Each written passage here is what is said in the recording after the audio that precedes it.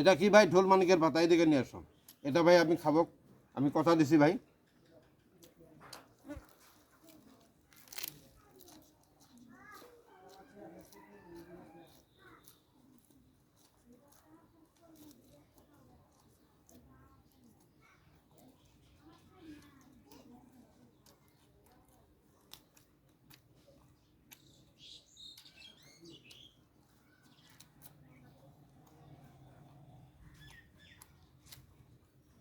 মজা, সেই মজা, অসাধারণ মজা ভাই। ঢোল মানিকের পাতার এত মজা কে ভাই?